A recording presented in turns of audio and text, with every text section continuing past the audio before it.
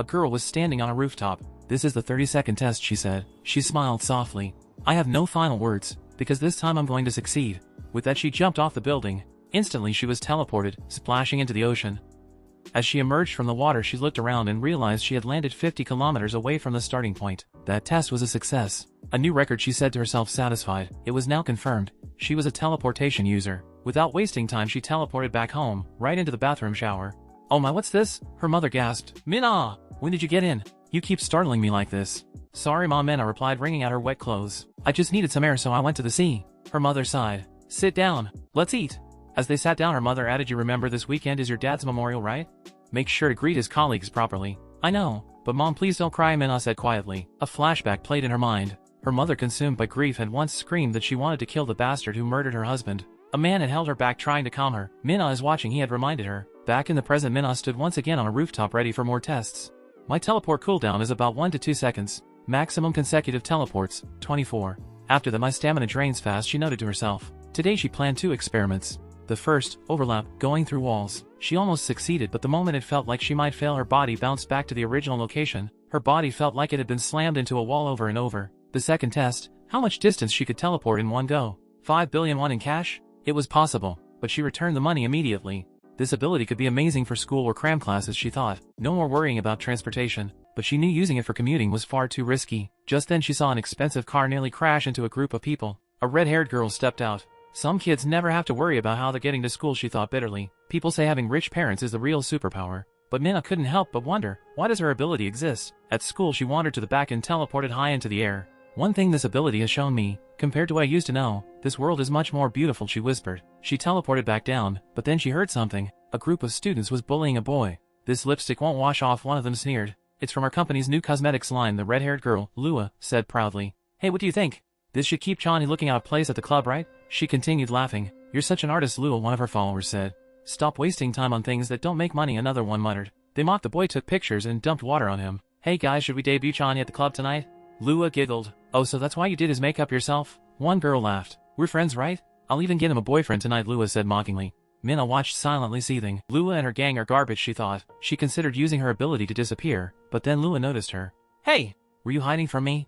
Were you scared of me?" Lua shouted. "I really hate when people avoid me, you know." Lua approached smirking. "There you are. Since you're here, why didn't you answer me the first time I called? That's just rude." She slapped Min-ah across the face. "Oh?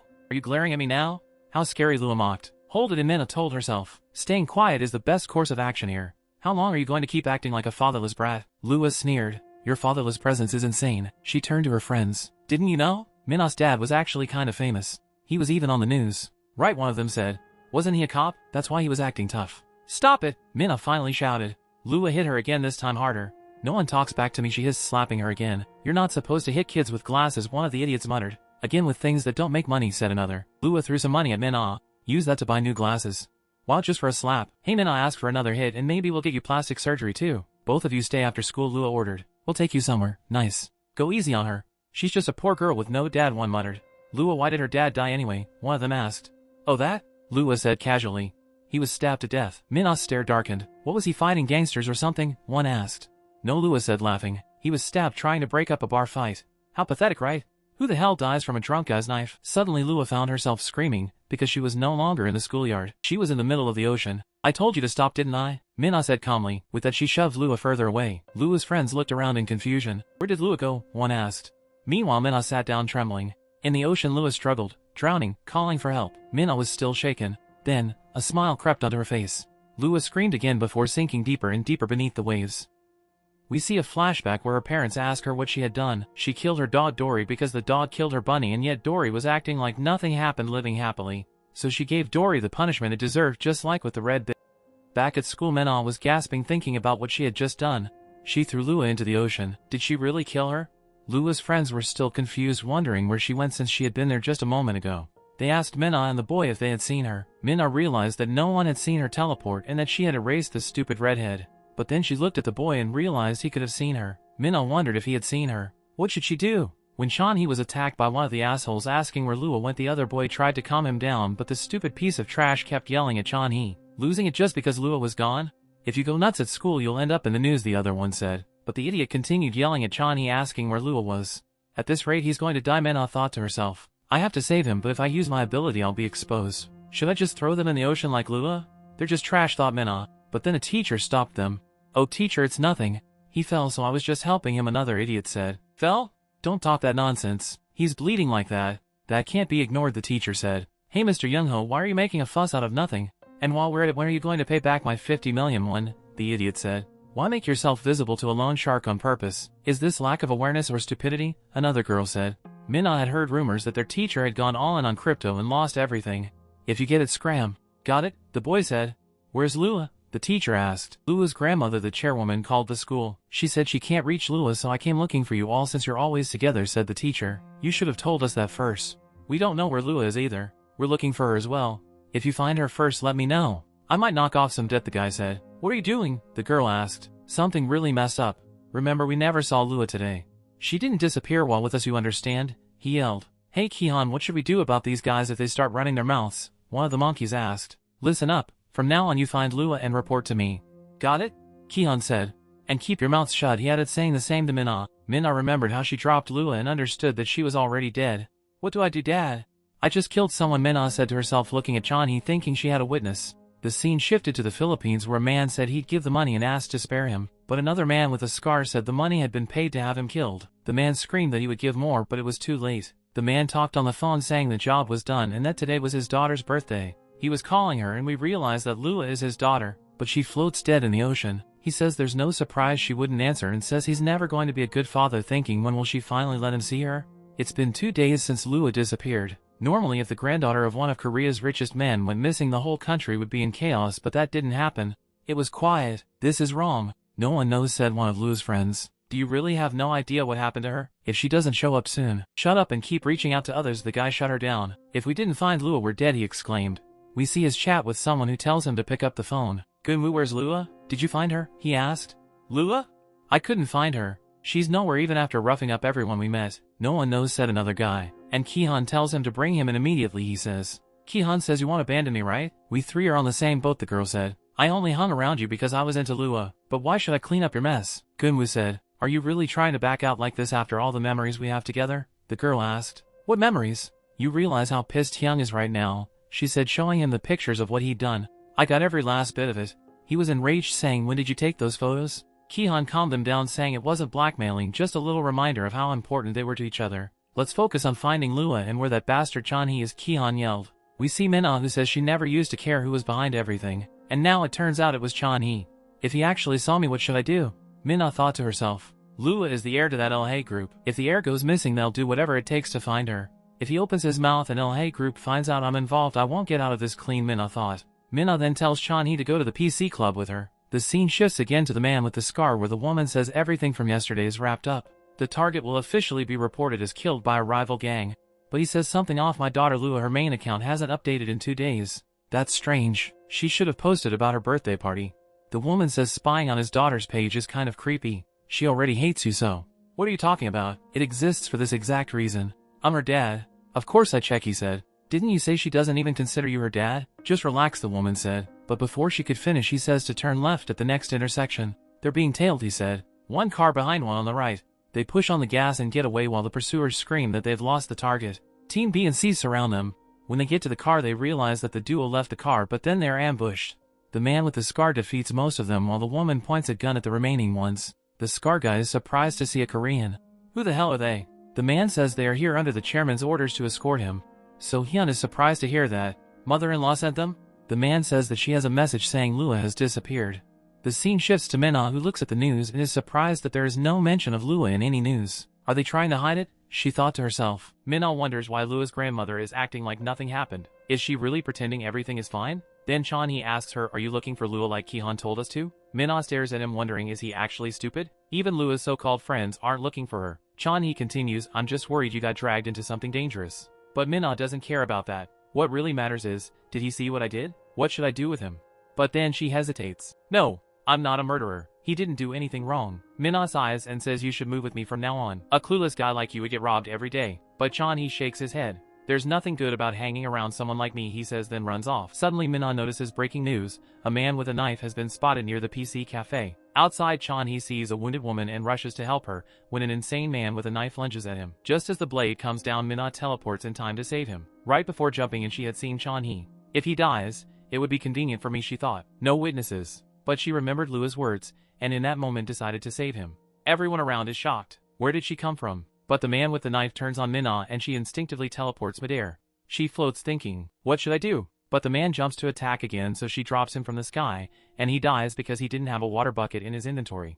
Everyone is stunned, staring at the body on the ground. Min-ah teleports back, realizing, I killed someone, again. And then that creepy smile forms on her face once more. Breaking news spreads across the country. Witnesses say a person in a parka fell from the sky onto the knife-wielding suspect, and vanished. A blurry video shows the moment. The internet explodes. Meanwhile, a typical mafia-looking boss is playing golf. Strange things are happening lately, he mutters. A serial killer falls from the sky. Lua, the heir to the Ilhae Group, disappears. Now all the coins are dropping in value. Who the hell started these damn rumors? We then see the three idiots from before, and it's revealed that one of them is the mafia guy's little brother. I just wanted to start a legit business, he mutters. Suddenly a bodyguard knocks Kihan to the ground and the boss uses his face as a golf tee. You owe me 5 billion won, he growls. Kihan protests. Lua had a bunch of business investments. I'm still managing them. I can recover. The mafia boss pauses. Tell me more. Back at the scene, Min-ah stands behind the police line. I forgot my bag in the PC cafe. She can't teleport because the place feels unfamiliar. But then Chan-hee appears, holding her bag. Is this yours? He asks. Min-ah thanks him and starts to leave, but he stops her. How did you do it? She freezes. He saw everything. We cut to a beach where kids are playing. Lua's lifeless body floats toward the shore. Back to Min-ah, Chan-hee asks again, how did you do it? I don't know what you're talking about, she says, trying to deflect. But Chan-hee keeps following her. Is your hand okay? He asks. You got hurt catching the killer. It was you, right? Just like with Lua. Min-ah is stunned. He knows. She thinks to herself, no one would believe him, but the knife has my blood on it. The police probably took it. Then she turns to him. I killed them, she says coldly. They were people not worth living. She steps closer. You're so stupid. You're standing in front of someone who killed 2 people. You saw everything, and yet here you are. She grabs his shirt. His body stiffens in fear, but Min-ah just laughs. There's no way I'd kill you. If I were a murderer, you'd already be dead. She walks off, but as she runs, she realizes, I really almost killed him. Behind her, Chan-hee yells, thank you for saving me, but Min-ah doesn't turn around. That never happened, she mutters, running faster. What is this feeling? We switch back to Kihan and that girl. Kihan curses the mafia boss for using his face to tee off and remembers he has 1 week to repay his debt, or die, figuratively and literally. He grumbles, why do I have to pay for this? Lua was the one who talked him into investing. Why is it my fault? Just then Gunwoo walks in. My brother told me to keep an eye on you. He doesn't want money. He wants your 5 billion won forex portfolio. If I give him that, I'll be broke. This is all because of Lua. Kihan yells. We need to find her. He tells Gunwoo, gather everyone. Start looking for Lua. Right now. Gunwoo runs off immediately. Kihan watches him go and mutters, what an idiot. He turns to the girl. Call everyone. Sell off all of Lua's stuff. Meanwhile, Min-ah watches the news again. Reports praise the mysterious person who took down the man with a knife. People say it's a good thing that killer died. He could have hurt more people. Min-ah smiles quietly. But then the news anchor says, authorities are staying silent about the unidentified individual, citing overwhelming public support for their actions. The scene shifts to a luxury car pulling up. Lua's father has already returned to Korea. He stands silently by the window. Then the head of the Ilhae Group, Lua's grandmother, enters crying. We see a flashback. Lua's father arrives at the hospital and finds his wife dead. In silence, he stares at her lifeless body, trying to stay composed. A man must protect his family, he reasons with himself, no matter what. Then Lua's grandmother enters holding a newborn baby in her arms. I at least expected you to protect her when we left, she says coldly. He opens his mouth to speak, but she shuts him down immediately. Her name is Lua, she declares. She will become the heir of the Ilhae Group. She glares at him. Where were you when your wife died? When your daughter was born? You're worse than a beast. Soo-hyun, the father, starts trembling on the verge of either rage or tears. The scene shifts back to the present. Soo-hyun is now staring out a window, speaking softly. It's been 16 years, and I finally met my daughter. He continues, when she was born, when she grew up. I was never there. The chairman of the Ilhae Group approaches him. I didn't call you here because you're her father, she says coldly. I know who you are. The greatest murderer alive. She pauses. Find who did this to Lua. Bring me their head. But Soo-hyun shakes his head. I'm not your subordinate. I'll find them, yes, but not for you. He clenches his fists. For once, I want to be a good father. It's been 5 days since Lua disappeared. At school, students murmur in the halls. Where is she?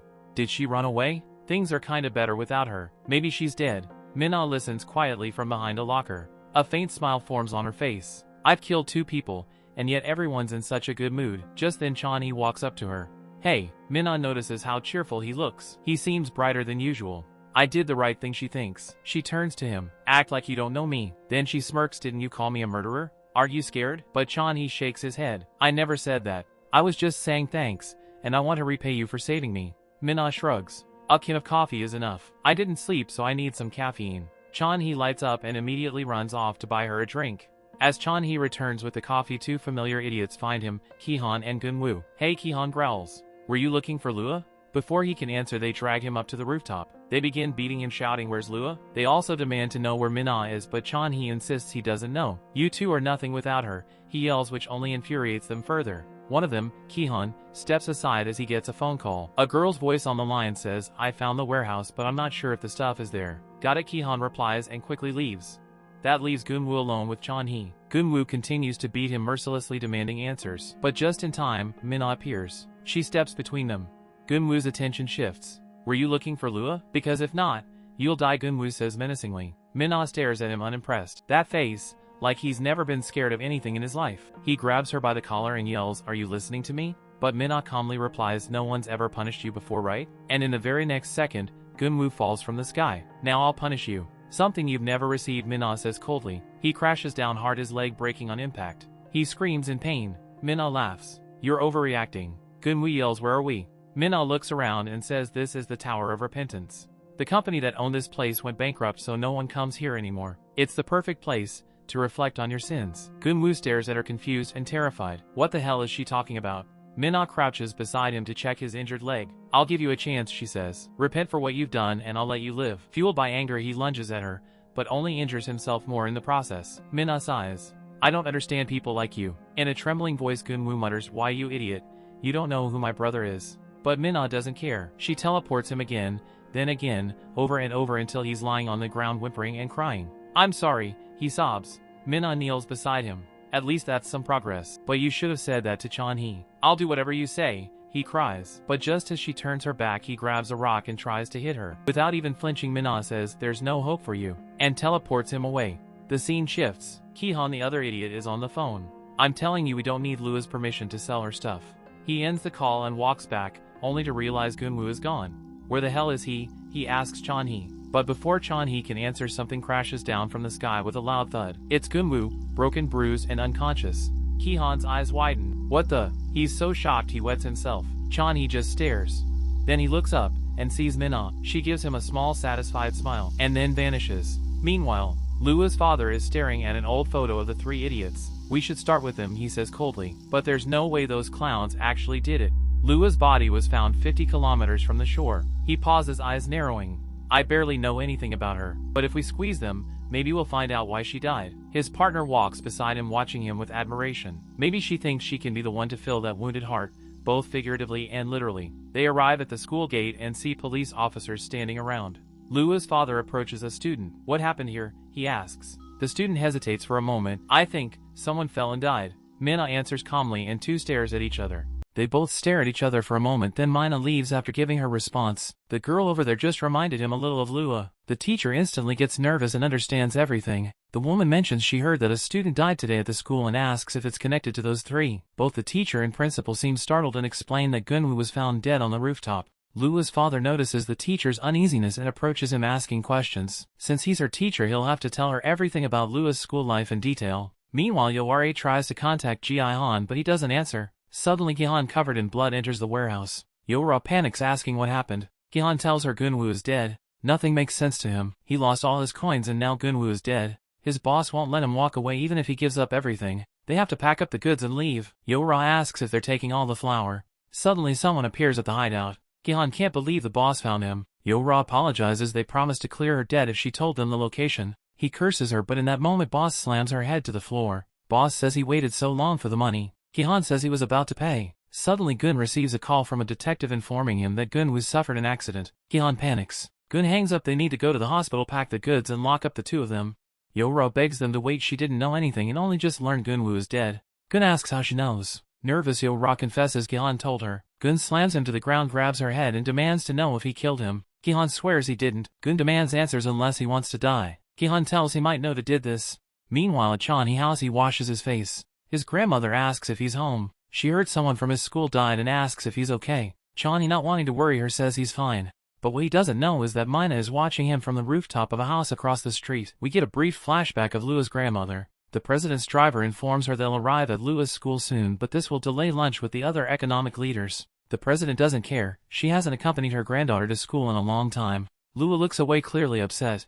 Her grandmother asks if she's still angry and Lua replies that she doesn't know, but hearing that her grandmother plans to close a deal with her friends makes her uneasy. When her grandmother hears about the deal, she mocks her, saying playing with cryptocurrencies and manipulating greedy people isn't real business, but Lua says it's fun. Her grandmother warns there are things money can't buy, things beyond profit, like her mother. Sometimes she sees the same look in Lua's eyes as her mother had the night she left, when neither love nor logic worked. Lua hugs her grandmother, insisting she's different and will never betray her. The president snaps out of her memories as they arrive. Sojin confronts her, asking if she knew about Lua's school life. Sojin is furious. What Lua's done isn't normal for a teenager. At just 17, Lua had complete control over everything a girl born to rule. Sojin nearly grabs the president by the neck, but she reminds him Lua is her granddaughter, not his daughter. Though it enrages him, Sojin knows she's right. He was never a real father to Lua. The president promises to provide him with everything needed to find Lua's killer. Meanwhile, Chan-hee gets ready for school. His grandmother worries about his health, but he insists he's fine. He leaves looking exhausted. Suddenly Mina appears behind him and asks where he's hurt. Chan-hee is startled as Mina teases him, didn't she use her powers to take him home yesterday? Chan-hee vaguely remembers and feels dizzy, vomiting along the way. Chan-hee quickly changes the subject, asking if Gunwoo died yesterday.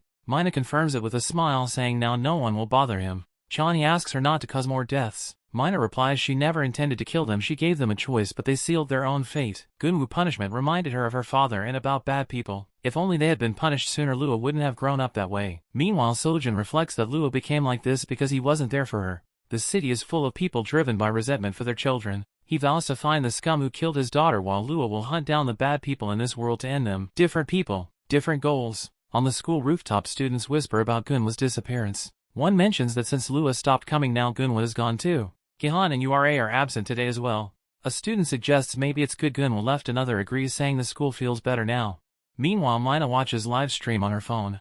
The investigator stands outside a criminal's house, a man who enraged the nation 10 years ago. Streamer yells about the public's right to know what the police are hiding. Chan-hee appears behind her, asking if she'll go there too. He reminds her the victim died 2 years later from trauma, but no further punishment came. Mina covers her ears, thinking how unfair life is. Ignoring him, she hurries off. Chan-hee runs after her, asking her to stop. Flustered, Chan-hee warns she could get into trouble, but Mina mocks him, repeating his words and walking away. Distracted, Chan-hee bumps into a classmate who accuses him of entering the girls' bathroom. Embarrassed, he stammers an apology. Mina appears, adjusting her coat with a smirk, hinting that God was at home. Answer me, why do people think that I'm you? I think you know. No, I don't. Yes, you do. Why would anyone possibly confuse you with me?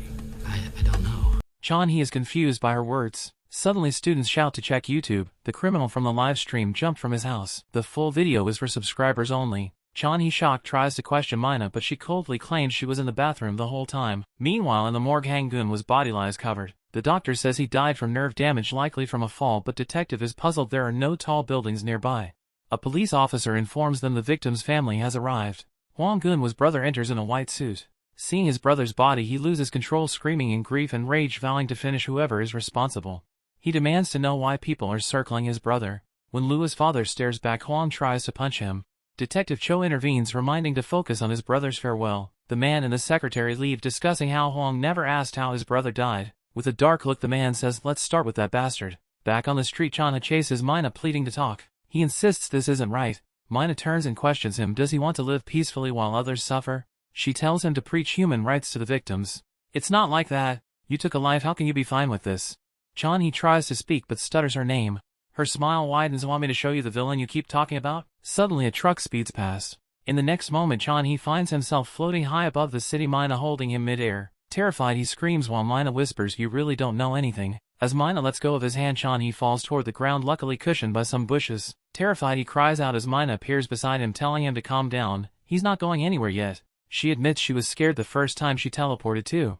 Confused, Chan-hee asks where they are. Mina tells him to look around. His eyes widen. They're standing on a high cliff. Mina smiles, asking if the view isn't nice. Since gaining her ability, she's sought out places like this. A warning sign says climbing is prohibited, but Mina doesn't care. Chan-hee is amazed by the stunning view, saying it feels different from an observatory. Mina compares it to looking through glass, thoughtful for a moment. Mina promises to take him to more places like this, if he keeps it a secret. Chan-hee laughs, saying no one would believe him anyway. Suddenly Mina gets close, asking if he'll tell anyone. Chan-hee denies it. Grinning, she pinches his cheek and offers her hand. Meanwhile, Hwang stares at his brother's body. His companion suggests preparing for the funeral, but Hwang refuses. There will be no funeral until they catch whoever's responsible. Detective Cho warns him not to jump to conclusions. It might not be a criminal case. But Hwang gets a call they have found a clue. Cho urges him not to make things worse, but Hwang angrily reminds him that he's paid to stay quiet. In a nearby car, a woman researches Hwang, CEO, developer, and basically a criminal. Why is someone like him tied to Lua? Her partner explains Lua is the key to his coin business. They were going public, but Lua backed out and rumors of liquidation spread. Now Hwang is furious.